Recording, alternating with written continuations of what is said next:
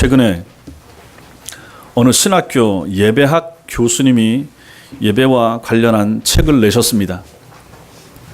그 교수님은 그 책에서 한국 교회들의 예배가 전반적으로 순복음화 되었다라는 지적에 동의하면서 주여 삼창을 한다든지 아니면 통성 기도를 한다든지 병자를 치유하는 일, 또 기적, 은사 체험과 같은 이러한 영적인 체험을 강조하는 한국 교회의 특성, 이것을 가지고 한국 교회와 한국 예배의 특성이라고 주장을 했던 것입니다.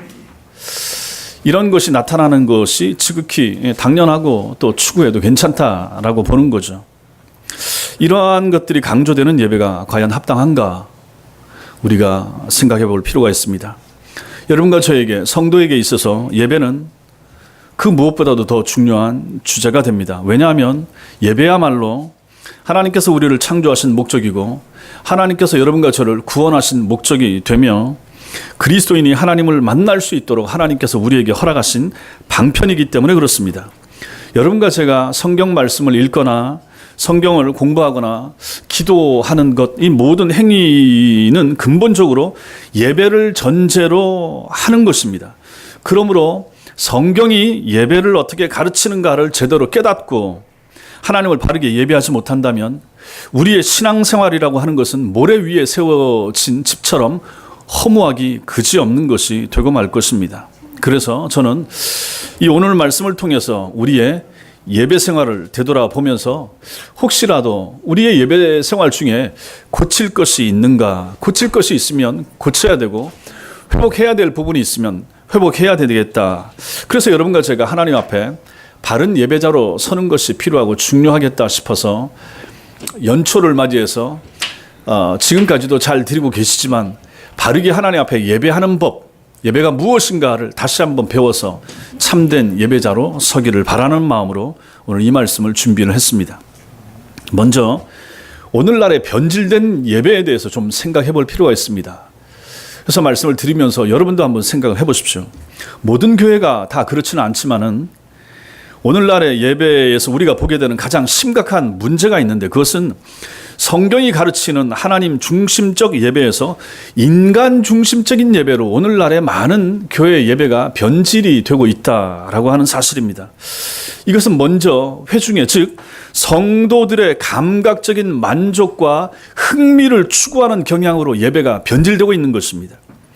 그래서 인간의 만족도가 예배 평가의 기준이 되고 있는 거죠.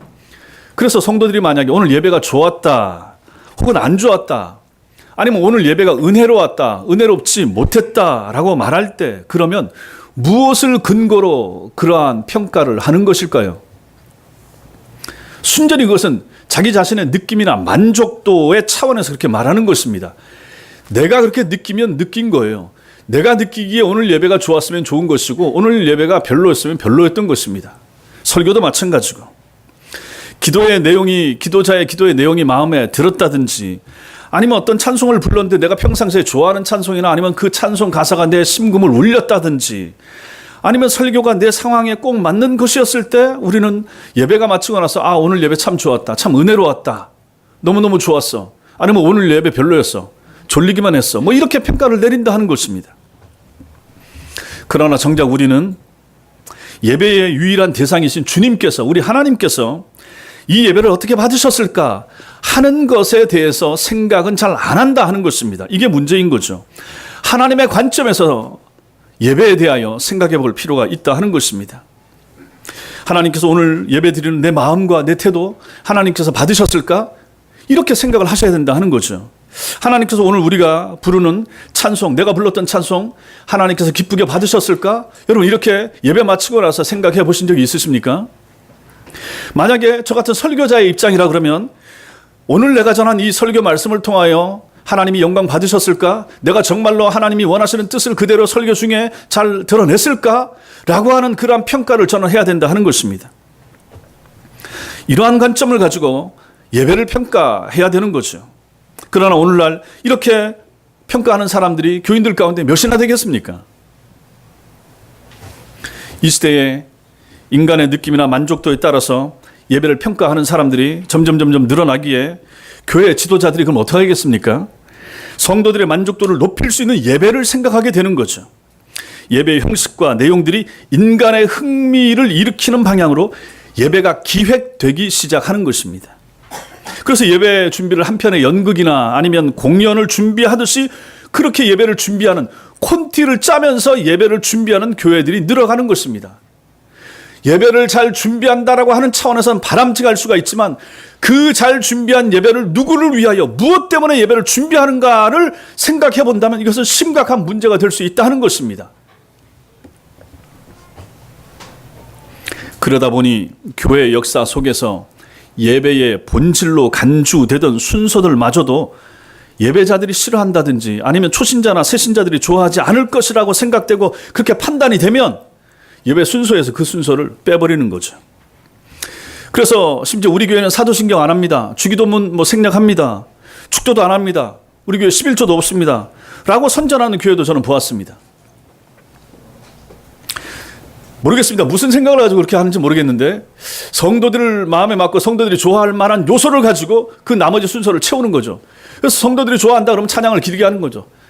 예배 전에 찬양 그렇게 이제 하는 교회들이 점점 많이 늘어나고 있습니다. 앞에 찬양팀과 율동팀과 연주하는 팀들이 다 나와서 20분, 30분씩 준비하면서 그렇게 찬양하고 마음이 열리고 어느 순간에 목사가 나와서 기도하고 설교하고 찬송 하나 부르면서 헌금하고 축도로 예배를 마치면서 굉장히 편안하고 부드러운 한편의 연극이나 이런 공연 비슷하게 이렇게 예배를 드리는 그러한 형태의 예배가 한국 교회 안에 얼마나 많이 늘어가고 있는가 하는 것입니다.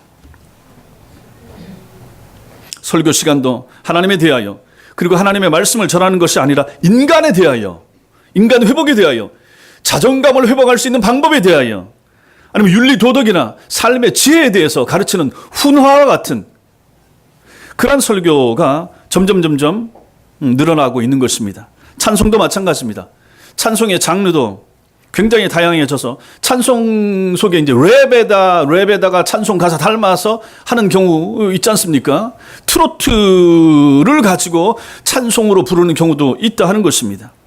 찬송 내용도 보면 우리의 삶을 대변하거나 우리의 감정을 표현하는 것이거나 아니면 우리에 대한 하나님의 적극적인 도움, 하나님의 보호, 인도, 내 뒤에서 날 도우시는 하나님, 넘어졌을 때 일으켜주시는 하나님, 늘 내 중심, 내게 복 주시고 은혜 주시고 건강 주시고 회복시켜 주실, 나를 편안하게 하실, 나를 좋게 만들어 주실 하나님을 높이고 찬송하는 내용들이 얼마나 많이 늘어가고 있는가 하는 것입니다.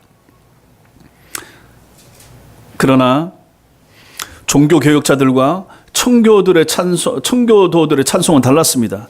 그들이 부르기를 원했고 불렀던 시편 찬송이나 이런 것들을 보면 하나님께서 행하신 일, 하나님의 성품, 또 하나님의 본성, 여기에 대해서 찬송하기를 즐겨했고 좋아했다 하는 것입니다.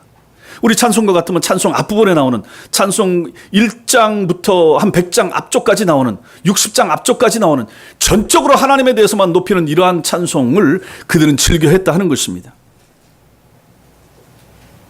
미국 시카고에 보면 윌로우 크릭 교회가 있습니다. 빌 하이벨스라고 하는 유명한 목사님이 있고 그분이 쓴 많은 책들이 한국에서 번역돼서 소개되고 있습니다. 그 목사님이 한 말은 이 시대의 예배에 대한 정확한 인식을 우리에게 잘 보여주고 있습니다. 그분이 이렇게 말했습니다. 들어보십시오. 예배는 감동을 주고 기억에 남아야 하며 교회 모임은 재미가 있어야 한다. 사실 창의력과 감동이 있고 기억에 남는 예배를 만든다는 것은 굉장히 힘든 일이다. 그러나 할 만한 가치가 있다. 그런 예배라면 성도들이 자연스럽게 누군가를 데리고 오고 싶어 할 때니까 말이다. 영화관에 들어가서 지루한 나머지 몸이 비틀리는 영화를 본다고 가정해보자. 영화관을 뛰쳐나오지 못하는 게 단지 돈이 아까워서라면 누가 그 영화를 다른 사람에게 추천하겠는가. 교인들도 마찬가지다. 이를 생각하면 일주일이라고 하는 시간은 감동적인 예배를 준비하기에 충분하다. 많은 목회자들이 예배가 위대하기를 원한다. 하지만 실질적으로 아이디어를 내는 경우는 많지 않다. 이를 위해서 춤도 좋고 영상도 좋으며 드라마도 좋으니 계속해서 실험 정신을 갖고 예배에 임하기를 바란다. 이렇게 말했습니다. 이 말은 예배를 잘 준비해서 드리자라고 하는 말이지만 그 중심이 어디에 있습니까? 사람에게 중심을 맞추고 있는 거죠. 사람, 회중, 성도에게 어떻게 하면 성도를 감동시킬 수 있을 것인가? 어떻게 하면 성도들이 좋은 예배를 우리가 기획해서 준비해서 기억에 남을 수 있는 예배를 준비해서 하나님 앞에 드릴 수가 있을 것인가? 그들은 그렇게 말하는 것입니다. 이것이 우리 시대에 예배를 고려하는 사람들의 모든 관심에 초점이 되고 있는 것입니다. 그 결과 예배는 더 이상 교회의 존재 목적이 아니라 교회가 성장하기 위한 하나의 중요한 수단이 되어버린 것입니다. 예배 시간은 모든 교인이 다 모이는 자리이기 때문에 교회 프로그램을 효과적으로 소개하기에도 참 좋고 또 교회의 중요한 비전을 제시하는 자리가 예배 시간, 설교 시간이 되기도 합니다. 또는 효과적인 모금을 위한 시간이 될 수도 있죠. 우리 교회가 이런 일을 하려고 하는데 우리 헌금합시다. 뭐 이럴 수도 있고 아니면 유능한 목사의 훌륭한 설교를 전달하는 그런 강연장의 역할도 오늘날 교회에서는 감당하고 있다. 이렇게 볼 수가 있는 것입니다. 이것은 예배의 변질이 됩니다. 이것이 바로 예배의 변질입니다. 예배는 결코 그 어떤 수단이 아니라 예배 자체가 목적이 되어야 되는 것입니다. 그러나 안타깝게도 예배가 하나님 중심이 아닌 인간 중심으로 옮겨지게 된 후에는 교회 안에 이런 일들이 이제 비일비재하게 나타나게 된 것입니다. 이것을 우리는 예배의 타락이라 이렇게 부를 수 있습니다. 예배의 타락은 교회의 타락이고 교회의 타락은 무능력한 기독교, 무기력한 기독교, 나아가서는 무가치한 기독교로 이어진다라고 하는 사실을 우리가 생각을 해야만 될 것입니다. 그럼 둘째로 그러면 성경이 가르치는 예배는 무엇인가? 어떤 예배를 드리면 됩니까? 어떤 예배가 하나님이 원하시는 예배입니까? 성경을 보면 되죠. 성경 속에서. 그래서 성경이 가르치는 예배를 통하여 그럼 우리 교회도 그런 예배를 추구해야 된다 하는 것입니다. 성경이 가르치는 예배는 어떤 예배인가? 성경 전체를 통해서 가장 완벽하고 이상적인 예배의 장면, 그것이 바로 여러분과 제가 오늘 읽은 이 성경 본문, 이 계시록 7장 말씀 속에 나타나고 있는 것입니다. 오늘 우리가 읽은 이 본문은 마지막 때에 하늘에서 드려지게 될 예배의 모습을 환상 중에 하나님께서 사도 바울을 통해서 보여줘서 그것을 사도 바울로 하여금 기록하게 해서 우리에게 전해주고 있는 하나님 나라 예배의 실황 중계같이 우리에게 전해주고 있는 그런 모습이 되는 것입니다. 세상에서의 모든 영적 전투를 다 마치고 승리한 천상교회, 하나님 나라에 들어가서 예수 믿고 구원받아서 하나님 나라 들어간 사람들이 어떻게 예배를 드리고 있는가 하는 모습을 우리에게 보여주는 것입니다. 말씀에 셀 수 없는 수많은 무리가 모여 있다 이렇게 표현하고 있습니다. 그렇죠. 아담부터 하나님 나라 들어간 모든 사람들이 거기서 지금 예배를 드리고 있으니까요. 그들은 각 나라와 족속에서 나온 사람들이고 각 언어를 쓰는 사람들입니다. 즉 온 세계 각처에서 전부 다 예수 믿다가 하나님 나라 들어와서 거기서 예배를 드리고 있는 사람들의 모습을 그리고 있는 것입니다. 이 사람들이 다 흰옷을 입었다 그랬습니다. 이것은 그들 모두가 다 예수 그리스도의 피로 죄 씻음 받은 거룩한 성도들이라 하는 것을 보여주고 동시에 그들은 모든 전쟁을 마치고 깨끗한 옷으로 단장한 승리한 사람들이라 하는 것을 보여줍니다. 예수 믿고 구원받아 천당 간 사람들이 거기서 예배드리는 모습을 오늘 말씀이 보여주는 것입니다. 여기 보십시오. 14절 말씀 보시면 14절에서 한 장로가 사도 요한에게 이 사람들이 누군지를 설명하는 내용이 나오는데 여기 보면 이는 큰 환난에서 나오는 자들인데 큰 환난은 땅에 있죠. 땅에서 나온 자들, 즉 승리하고 나온 자들, 예수 믿고 구원받아 천당 간 사람들인데 어린 양의 피에 그 옷을 씻어 쉬게 하였느니라 이렇게 말합니다. 또 9절에 보면 그들 손에 종려가지가 들려 있습니다. 종려가지는 승리를 상징하는 거죠. 교회가 이 세상에서의 모든 전쟁을 견디고 승리한 것을 상징합니다. 신앙생활에 치열한 이 땅에서 예수 믿기 위해서 치열하게 이 믿음의 싸움을 싸우다가 승리해서 천국에 들어와서 주님 앞에 서서 예배하는 자들의 모습을 이렇게 보여주고 있는 것입니다. 또 그들이 서 있는 자리가 어디입니까? 거룩하신 하나님과 어린 양 앞에 서 있다. 예배를 누구 앞에서 드리고 있는가? 삼위일체 하나님 앞에서 이들이 예배 드리고 있는 것입니다. 그들은 10절에서 표현하고 있습니다. 큰 소리로 노래합니다. 구원하심이 보좌에 앉으신 우리 하나님과 어린 양에게 있도다. 이거 우리 CCM 복음 성가에 보면 이거 나오죠. 구원하심이 보좌에 앉으신 우리 하나님과 어린 양에게 있도다. 보십시오. 이들의 찬송의 주제가 무엇입니까? 찬송의 주제는 내가 구원받은 거예요. 얼마나 감격스러운가, 얼마나 놀라운가. 어찌 나 같은 사람이 예수 믿고 구원받아서 하나님 나라 와 있는가. 둘러보니 너무 감사한 거죠. 구원받은 모든 무리들과 함께 거기서 예배를 드리면서 그 예배의 그 찬송 중에 주제와 핵심이 바로 구원하심이라 하는 것입니다. 큰 소리로 노래했다라고 하는 것은 열광적으로 온 마음으로 이 노래를 부르고 있는 것을 보여줍니다. 이 셀 수 없이 많은 무리 중에 구경꾼이 있겠습니까? 없습니다. 조는 사람이 있겠습니까? 말도 안 되는 거죠. 이들만 있는 것이 아닙니다. 11절에 보면 그 주위에는 모든 천사가 서 있는데 천사들도 일제히 보좌에 엎드려 얼굴을 대고 하나님께 경배합니다. 12절에 뭐라고 경배합니까? 12절 말씀 우리 같이 읽겠습니다. 12절 시작. 이르되 아멘 찬송과 영광과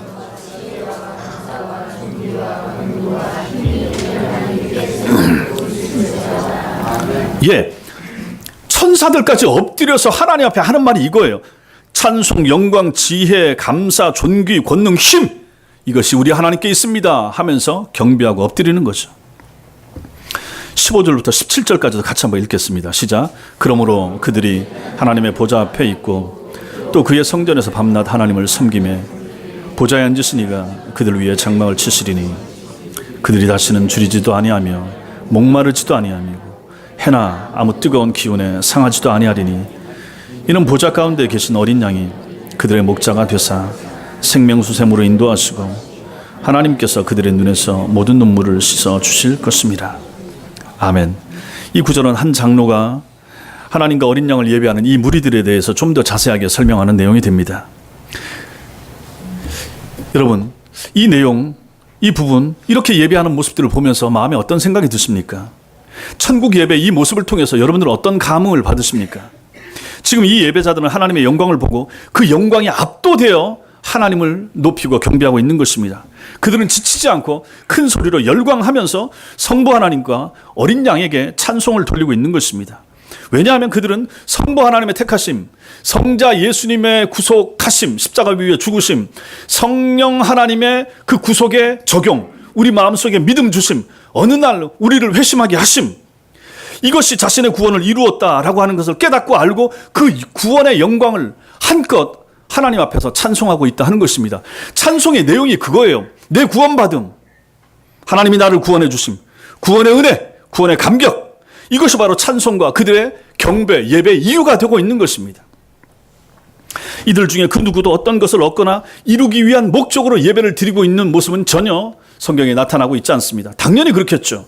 이들 중에는 예배를 통해서 자신의 어떤 만족을 누리고자 하는 사람도 없을 것입니다. 이 천상 예배는 재미, 흥미, 이거하고는 전혀 상관이 없습니다. 왜냐하면 천상 예배는 당연히 그 이상이기 때문에 그런 것입니다. 이 사람들은 오늘 예배가 좋았어, 오늘 은혜 받았어, 이렇게 말할 여유도 없을 것입니다. 그들은 그 예배를 통해서 하나님의 영광에만 완전히 몰입되어 있기 때문에 그런 것입니다. 이 예배는 전적으로 보십시오. 예배자 중심이 아니라 누구 중심입니까? 삼위일체 하나님 중심의 예배다라는 것입니다. 그들의 찬양하는 모습이 이것을 너무너무 잘 보여줍니다. 구원하심이 보좌에 앉으신 우리 하나님과 어린 양에게 있도다, 이렇게 표현하고 있습니다. 12절에 나오는 천사들의 찬송도 다르지가 않습니다. 그 앞에 계시록 4장 11절에도 보면 천상 예배의 모습이 나오는데 우리 주 하나님이여 영광과 존귀와 권능을 받으시는 것이 합당하오니 주께서 만물을 지으신지라 만물이 주의 뜻대로 있었고 또 지으심을 받았나이다, 이렇게 기록하고 있습니다. 이들의 찬송 내용이 온전히 하나님께만 초점을 맞추고 있는 것입니다. 예배자들이 무언가를 받거나 누리는 것이 아니라 오직 주 하나님만이 영광과 존귀와 권능과 찬송을 받으시는 참된 예배의 모습을 오늘 이 계시록이 여러분과 저에게 잘 보여주고 있는 것입니다. 성도 여러분, 이것이 바로 성경이 가르치는 예배의 참된 모습이 되는 것입니다. 만약에 이런 예배를 여러분들이 원치 않는다 그러면 여러분들이 하나님 나라 들어갈 수 있겠습니까? 하나님 나라 들어가면 날마다 이런 예배가 이어지는 거예요. 전적으로 하나님 중심적 예배라고 하는 것입니다. 근데 만약에 달리 생각해 보십시오. 여러분과 제가 이제 만약 교회에 와서 하나님 은혜 받기 원합니다, 고침 받기 원합니다, 회복되기 원합니다, 병 낫기를 원합니다, 기도 응답 받기 원합니다, 문제 해결되길 원합니다, 이런 목적을 가지고 예배를 드린다고 하면 오늘 이 성경에서 말하는 이 예배하고는 방향이 다르다 하는 것입니다. 하나님 영광, 찬양, 구원의 은혜, 감사, 영생 주심, 이 모든 것들이 오늘 예배에 나타나는 천사들과 구원받은 무리들의 예배의 핵심이고 하나님 앞에 찬송의 내용이 이거 아니겠습니까? 근데 여러분들은 만약에 와서 하나님 앞에 엎드리면서 하나님 내게 은혜 주세요, 아니면 내 기도 제목 들어주세요, 병 낫길 원합니다, 그러한 목적을 가지고 예배에 참여하고 한다라고 하면 그것은 주객이 전도된 것이라 하는 것입니다. 여러분과 제가 하나님 중심의 바른 예배를 드릴 때 하나님께서 당신의 뜻 안에서 주시는 복과 은혜가 있는데 그 하나님이 주실 복과 은혜를 목적으로 하고 먼저 구하지 말라 하는 것입니다. 온전히 하나님을 바르게 예배하고 하나님의 영광만 사모하고 하나님을 사모하는 마음 가지고 예배를 진심으로 드리면 그때 우리의 필요를 하나님께서 아시고 하나님 때에 하나님의 방법대로 채워주신다 하는 것입니다. 주께서 주시는 것, 주님의 선물을 목적으로 해서 그걸 주로 삼고 그걸 받아내기 위하여 하나님 앞에 엎드리고 찬송하고 헌금하고 하는 것은 잘못된 것이라 이렇게 말씀드리는 것입니다. 그러므로 여러분과 제가 참된 성도가 갈망해야 하는 그러한 예배의 모습이 바로 오늘 계시록에 나타나는 이러한 예배의 모습이 되는 것입니다. 그렇다면 우리는 하나님 중심적 예배가 얼마나 중요한가를 생각을 해봐야 됩니다. 그럼 어떻게 이런 하나님 중심적인 예배를 여러분과 제가 드릴 수가 있겠습니까? 우리의 예배는 그저 매주 의무적으로 반복해야 하는 의식이 아닙니다.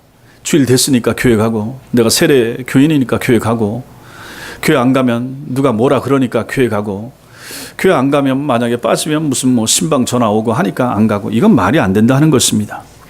여러분과 저 우리의 예배는 어떤 의미에서는 마지막 때에 그리고 영원히 성도들이 드릴 그 영광스러운 예배의 리허설이라고 볼 수가 있습니다. 우리가 매주일을 안식일로 지키면서 모이는 것은 참 성도들이 누리게 될 영원한 천국 안식, 천국 예배의 리허설 같은 것입니다. 리허설이 뭡니까? 공연을 앞두고 마지막으로 진짜처럼 똑같이 해보는 연습, 이게 리허설 아니겠습니까? 리허설 대충 하는 사람은 없습니다. 중요합니다. 리허설을 바로 잘 해야 되는 거죠. 그래야 공연을 잘 할 수 있습니다. 여러분과 저의 예배도 마찬가지라 하는 것입니다. 그럼 우리 예배가 이게 리허설인가? 또 달리 얘기하면 아니라 하는 얘기입니다. 우리의 예배는 단순한 리허설이 아니라 진짜 우리의 예배의 대상이신 하나님을 모시고 드리는 매일매일의 진짜 공연 같은 예배라 하는 것입니다.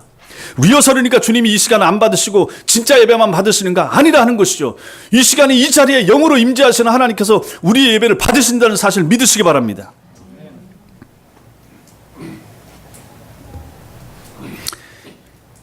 이러한 예배, 우리는 오늘 모여서 예배하면서 여러분과 제가 후일 천국에서 누릴 영광을 미리 맛보는 것입니다. 예배 중에 임하신 하나님의 영광을 맛보는 시간이 바로 이 예배 시간이 되는 것이죠. 그래서 이런 예배에 대한 열망, 갈망이 크면 클수록 우리는 더 이상 내 입맛에 맞는, 자기 입맛에 맞는 예배가 아니라 하나님을 영화롭게 하는 예배, 하나님 중심적 예배에 목말라 하게 될 것입니다. 내 중심이 아닌 하나님 중심적 예배를 드리고 싶다. 좀 이러한 마음의 성향이 필요한데 그런 성도들이 이 땅에 실제로 많지 않다는 것이 문제인 거죠. 그렇게 되면 우리는 더 이상 자기의 감정을 부추기는 그런 찬양, 설교를 좋다고 하지 않을 것이고 더 이상 예배를 재미나 흥미 따위로 예배를 판단하지 않을 것입니다. 어느 목사님 설교가 좋았다. 어떤 예배 너무너무 좋아. 그거 가봐. 그 기준이 무엇인가 하는 것입니다. 그것이 정말 성경적인 관점과 기준을 가지고 그렇게 평가하고 말하는 것인가? 아니면 내가 보기에 좋았다. 내가 은혜 받았으니 너도 가봐라. 이렇게 권하는 것인가? 하는 것이죠. 이렇게 될 때 우리는 참으로 하나님을 바르게 예배하는 그러한 예배자의 모습을 갖추게 될 것입니다. 신앙생활에 있어서 신앙생활에서 봉사 있죠. 봉사 또 교육, 교회 핵심적인 가치들이 있잖아요. 봉사, 교육, 또 성도의 교제, 전도, 선교 이런 것들이 있습니다. 이러한 교회가 꼭 해야 되는 중요한 일들이 있음에도 불구하고 가장 중요한 것은 예배입니다. 예배는 이 모든 것들과 비교할 수 없습니다. 이 5가지, 6가지 이 가치들 중에 하나인 예배가 아니라 하는 것입니다. 예배는 이 모든 것들의 기초가 되고 목적이 됩니다. 예배는 교회의 본질이고 교회의 존재 이유가 여기에 있습니다. 바른 예배가 없다면 우리는 더 이상 참된 교회라고 부를 수가 없습니다. 우리는 오늘 교제하기 위해서가 아니라 하나님을 예배하기 위해서 모였습니다. 예배하는 것이 중요합니다. 여러분과 제가 왜 전도합니까? 어떤 사람을 복음을 전해서 그 사람이 하나님 앞에 와서 예배하도록 만드는 것, 이것이 바로 전도의 목적이 되는 거죠. 왜 선교사님들을 보내서 선교합니까? 그 선교사들이 복음을 전해서 원주민들이 회심해서 하나님 앞에 예배자로 서도록 하기 위해서 선교한다 하는 것입니다. 다 이렇게 이어지는 거예요. 앞에서 예배는 어떤 목적을 이루기 위한 수단이 될 수 없다라고 말했지만은 또 예배는 우리가 원하고 바라는 모든 목적을 이루어주는 근원이 될 수 있다. 이렇게도 말할 수가 있습니다. 이것은 예배가 어떤 수단이 된다는 말이 아니라 예배 자체를 우리가 온전하게 하나님 앞에 드릴 수만 있다면 그로 인해서 나머지 모든 것들이 충분히 채워진다라고 하는 차원에서 말씀드리는 것입니다. 예를 들어서 여러분들이 만약에 예배를 잘 드려서 예배를 통해서 그 예배 시간에 하나님의 임재, 이것을 깊이 경험하기만 한다면 여러분의 삶의 모든 영역에서 여러분은 복음 위에서, 복음 의지에서 살아가는 힘을 얻게 될 것입니다. 오늘 예배를 통하여 하나님의 임재를 경험했으면 내일부터 세상 가운데 살아갈 때 능력 있는 성도의 삶을 살게 된다 하는 것입니다. 여러분이 주일마다 예배를 통해서 하나님을 깊이 만나시게 된다면 여러분의 교회 안에서의 섬김, 또 봉사, 이것을 한없이 기쁠 것입니다. 예배에서 은혜를 받아야 봉사와 일하는 것이 부담스럽지 않고 즐거움이 된다는 것입니다. 여러분이 예배를 통하여 하나님의 임재를 경험하면 여러분들이 공부를 할 때 교회에서 무슨 교육이나 공부를 할 때도 그 모든 것들이 기쁨이 되고 즐거움이 되고 하나님을 알아가는 그러한 수단이 되기 때문에 너무너무 즐겁게 참여할 수 있게 된다 하는 것입니다. 또한 여러분이 예배를 통해서 하나님을 경험하신다면 복음을 전하고 싶은 마음이 마음속에 흘러넘치게 됩니다. 이 좋은 예수, 이 내가 만난 예수, 이 구원의 은총, 이 천국, 나는 천국 가는데 이 사람은, 나는 천국 가게 되는데 우리 가족은 같이 못 간다라고 하는 것이 늘 마음에 답답하고 괴롭고, 그래서 이 가족을 위해서 전도하게 되며 기도 안 할 수가 없게 된다 하는 것입니다. 이것이 바로 예배 시간에 하나님의 임재를 체험할 때, 만날 때, 그분의 영광 앞에 설 때 가능해진다 하는 것입니다. 예배에서 하나님을 체험한 성도들의 교제, 여러분과 제가 오늘 예배를 통하여 하나님의 은혜를 체험하게 되면 우리가 마친 다음에 식사한 다음에 성도들의 교제에 너무너무 귀해진다 하는 것입니다. 같은 기도 제목을 나누고 같은 전도에서 대화를 나눌 때도 굉장히 사랑스러워지는 거죠. 나와 똑같은 은혜를 받고 나와 같은 말씀을 들으면서 신앙생활을 하는 그 존재, 그 자체, 그 지체, 그 형제, 그 자매가 아름다워진다 하는 것이죠. 그래서 그러한 우리의 교제는 세상 어떤 사교 모임에서도 맛볼 수 없는 그러한 친밀함을 맛보게 해줄 것입니다. 이렇게 예배는 여러분과 저 성도 삶의 모든 행위의 연료와 같습니다. 그리스도인의 모든 삶의 행위는 예배로부터 시작하고 하나님께 영광을 돌리는 예배로 마치게 되는 것입니다. 우리가 매주일 하나님을 바로 예배하게 되면 또 우리들 가운데 회심하지 않은 사람들, 교회에 처음 나오신 분들, 아직 거듭나지 못한 사람들, 이런 사람들에게도 도전이 됩니다. 이런 사람들이 놀라게 될 것입니다. 여러분과 저 우리의 예배 드리는 모습을 보면서 그런 일이 생기게 될 것이라 하는 것입니다. 그래서 야, 뭐지? 이 사람들처럼 나도 예배 드리고 싶다. 이분들이 하나님을 아는 사람들이구나. 하나님 만난 사람이구나. 하나님 만나면 이렇게 되는구나. 하나님 만나면 이러한 열망, 이러한 열심, 이런 열정이 생기는구나 라고 하는 마음이 들면서 본인도 그러한 하나님을 만나고 싶은 마음이 생긴다. 그리고 나도 이런 예배를 드리고 싶다. 이렇게 되는 거죠. 예전에도 제가 종종 말씀드렸죠. 제가 군대에 있을 때 제 후임병이 저와 같이 나가자고, 같이 휴가 맞춰서 가자고, 자기네 교회 가자고, 자기네 교회 구원파 교회인데 그렇게 조르는 거예요. 구원파 교회 저보고 가자고, 자기네 예배 가서, 자기네 교회 가서 예배 같이 드리자고, 그렇게 조르듯이 한 2, 3년을 그렇게 했던 친구가 있었습니다. 자기네 예배에 자신이 있는 거죠. 확신이 있는 거죠. 거기에 누구든지 데려가면 변화시켜서 자기네들 같은 구원파 신자를 만들 수 있는 확신이 있기 때문에 그렇게 하더라 하는 것입니다. 여러분들은 그렇게 할 수 있습니까? 여러분도 우리 교회에 누구를 모시고 오고자 할 때 그런 마음이 있습니까? 나아가서 그 사람이 예배 중에 임하시는 성령님의 은혜 가운데 회심하는 일도 결국은 예배 중에 생기게 되는 것입니다. 회심하지 못한 성도, 아직도 거듭나지 못한 성도, 우리들 가운데 초신자들, 새로 오신 분들 계십니다. 그런 사람, 아니면 혹시 교회 신앙생활 오래 하신 분들 중에도 아직도 회심하지 못한 분들 있습니다. 분명히 있습니다. 회심하셔야 됩니다. 언제 회심하게 되는가? 설교를 통하여, 예배 시간 중에 찾아오시는 하나님을 만날 때, 성령께서 우리의 영혼을 만지실 때 그때 회심하는 역사가 일어나는 것입니다. 우리 교회에 이런 일들이 많이 일어나길 바랍니다. 때때로 교회 안에 초신자나 불신자들을 의식을 해서 예배에서 찬양이나 설교를 쉽고 재미있게 해야 한다는 말을 저는 자주 들었습니다. 설교가 딱딱하다, 어렵다. 설교가 빠르다라고 하는 얘기도 들어서 그건 제가 조절할 수 있으니까 또 조절하고 노력을 하고 있습니다. 그러나 그래서요, 그분들을 의식해서 설교를 쉽고 재미있게 해야 한다라고 하는 것에 대해서는 동의하지 못합니다. 우리는, 여러분과 저는 누구를 의식해서 예배를 잘 드리려고 하는 사람들이 아니고 누구의 눈을 생각해서 보이기 위해서 노래하고 찬송하고 설교하는 사람들이 아니기 때문입니다. 여러분과 저는 연기자가 아니라 예배자입니다. 저도 마찬가지입니다. 저도 지금 예배 인도자이면서 예배에 참여하는 예배자이기도 하고 설교자이기도 하지, 예배 기획자나 제가 감독자가 아닙니다. 여러분들은 예배 구경꾼이 아니라 예배자 그 자체이십니다. 그래서 예배에 적극적으로 참여하셔야 됩니다. 그러므로 찬송을 부를 때면 참으로 하나님의 영광과 구원을 노래하는 그 내용에, 그리고 그 하나님께 몰입해서 온 마음으로, 그리고 큰 소리로 찬송을 부르셔야 됩니다. 그냥 건성으로 찬송 부르시면 안 된다 하는 것이죠.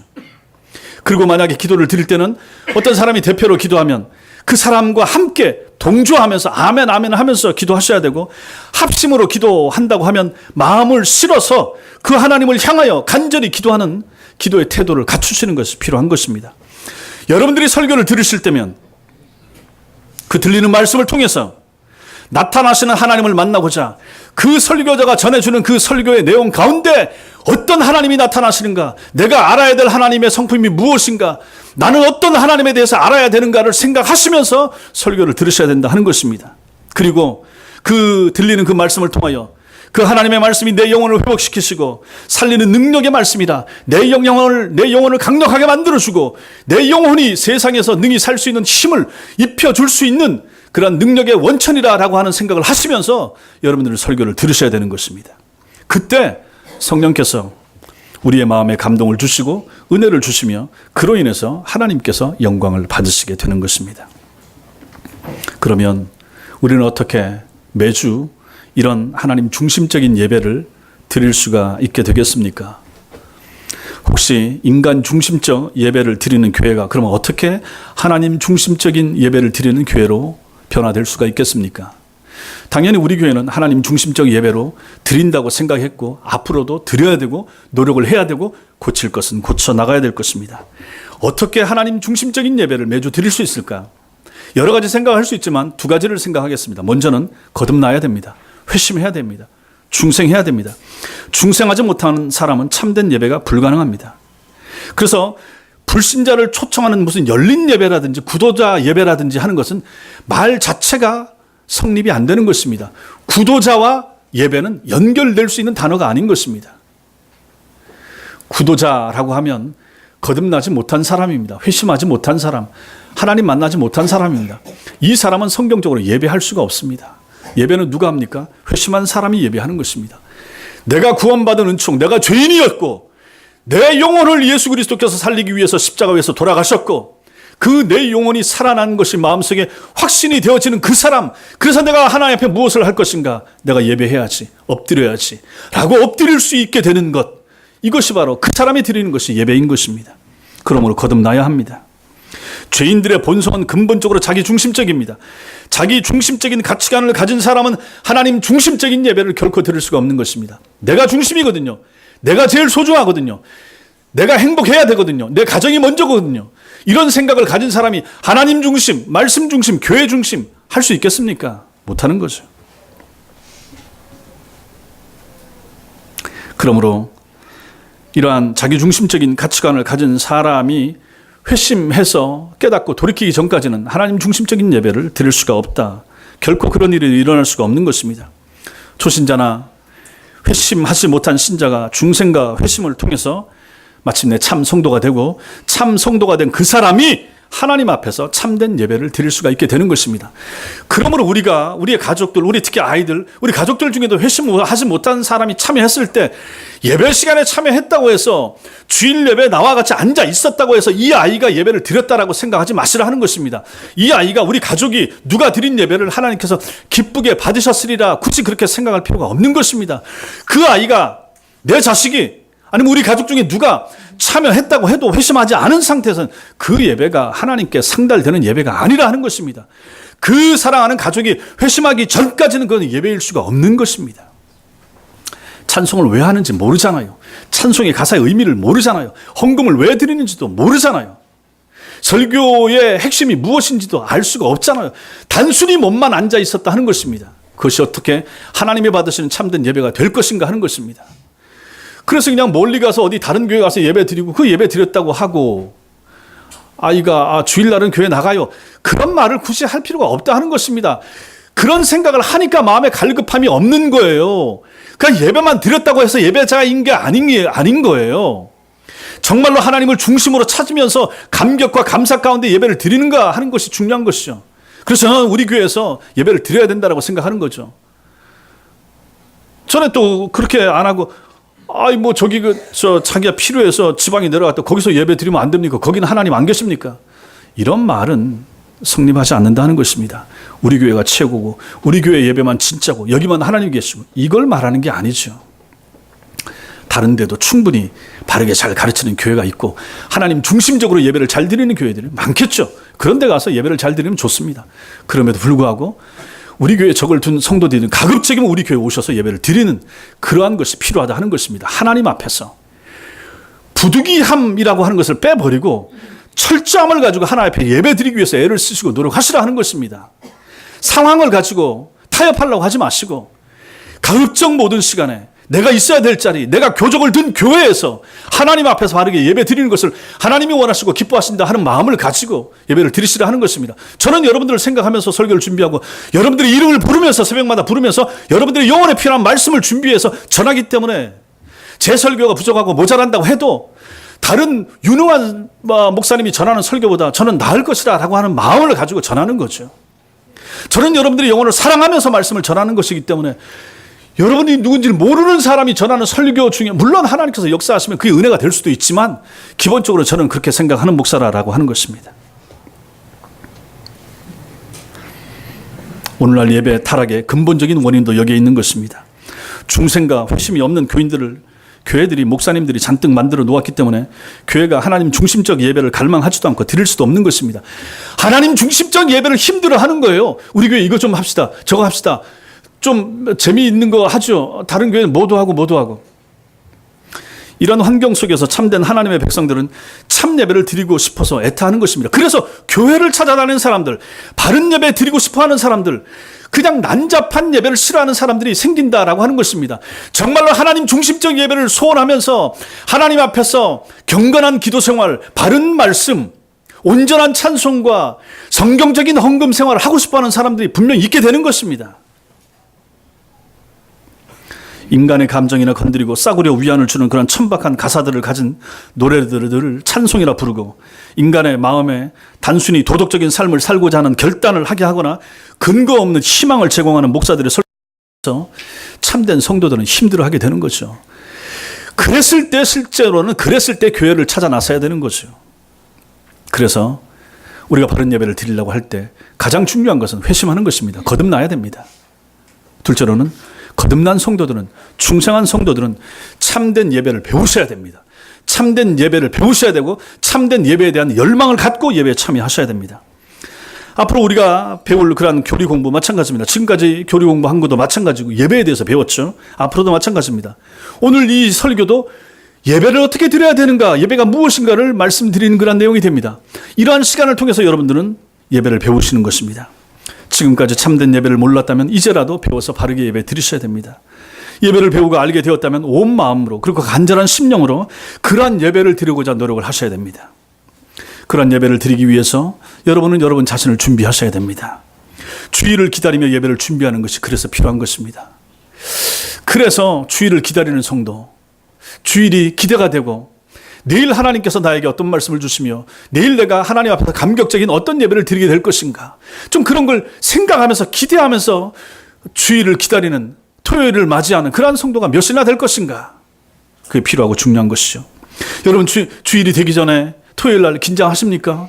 기대가 됩니까? 교회 오는 것이 즐겁습니까? 교회 오는 것이 설렙니까? 처음에 회심하고 한두 번, 아니면 초신자 때는 그랬었는데 나중에 시간 지나면서 20년 30년 예수 믿고 나니까 무덤덤해지고 그냥 의례적으로 일요일이 되니까 성경 챙겨서 교회 가시지 않습니까? 안 된다 하는 것입니다. 감격적인 예배를 매주마다 드릴 수 있어야 되고 제 책임도 굉장히 큰 거죠. 하나님 앞에서. 저도 마찬가지고 여러분도 마찬가지고 이런 예배를 드리고 한 주 드리고 두 주 드리고 52주를 드리고 살아있는 날 동안에 하나님 앞에서 오전과 오후에 그런 예배를 드리다가 들어가는 나라, 그 나라가 바로 하나님 나라가 된다 하는 것입니다. 천국은 예배자의 나라입니다. 천국은 예배 드리는 나라입니다. 예배를 싫어하고 예배를 힘들어하고 예배를 고통스러워하면 그 사람이 어딜 간단 말입니까? 말이 안 되는 거죠. 예배가 무너지면 모든 것이 무너진다는 사실을 기억하셔야 됩니다. 여러분의 삶에 참된 예배가 회복되기 전에는 실제로 영적이나 육적인 면에서 아무것도 회복되는 것이 없을 것입니다. 예배 회복이 그래서 가장 중요한 것입니다. 사랑하는 성도 여러분, 우리는 이 땅에서 매주일마다 예배를 드리지만 오늘 본문에서 묘사하는 그러한 하늘의 예배와 같은 영광을 매주마다 누리지는 못합니다. 그러나 언제나 구속의 은혜를 입은 성도는 그런 예배, 그 하늘의 예배에 목말라 하고 그런 예배를 갈망하셔야 됩니다. 그런 예배를 내가 드릴 수 있도록, 오늘 드릴 수 있도록, 매주 드릴 수 있도록 하나님 도와주옵소서. 설교자를 붙잡아 주시고 목사를 붙잡아 주시며 나를 붙잡아 주시고 우리 회중들을 붙잡아 주옵소서. 우리가 교회에서 매주마다 그런 예배를 드릴 수 있도록 도와주옵소서. 불신자가 들어왔을 때, 회심하지 못한 사람이 들어왔을 때, 심지어 이단자들까지 들어왔을 때라도 그들을 녹여낼 수 있는 그런 예배를 하나님 앞에 드릴 수 있도록 하나님이 은혜를 허락해 주옵소서. 그러한 예배를 소망하면서 그러한 기도를 여러분들이 드릴 수 있어야 된다 하는 것입니다. 그리고 그런 하나님 중심적인 예배가 아니면 만족할 수 없는 그런 마음의 성향을 가지셔야 됩니다. 예배라고 해서 모든 예배가 다 하나님이 받으시는 예배라는 이러한 생각을 버리시라 하는 것입니다. 오늘 제가 말씀드린 이 내용의 틀을 가지고 한번 CTS나 CBS나 한번 그런 예배가 드려지는 곳을 보시라 하는 것입니다. 그것이 구원받은 성도의 본성이기 때문에 그런 것입니다. 가짜 예배나 거짓 예배에 속거나 만족하지 말으셔야 됩니다. 마귀가 광명한 천사의 모습을 하고 우리들의 예배의 현장에 은혜를 가장하고 들어앉아 있을 수도 있다라는 사실을 절대로 놓치시면 안 된다 하는 것입니다. 그래서 성도 여러분, 참된 예배를 배우시고 확신하시고 그런 예배를 드리기 위해서 날마다 준비하고 그 예배를 통해서 하나님께 영광을 돌리시고 우리의 영혼이 하늘의 은혜로 충만해지는 그런 여러분과 저 우리의 예배가 될 수 있기를 주님의 이름으로 축원합니다. 기도하겠습니다. 이 시간 같이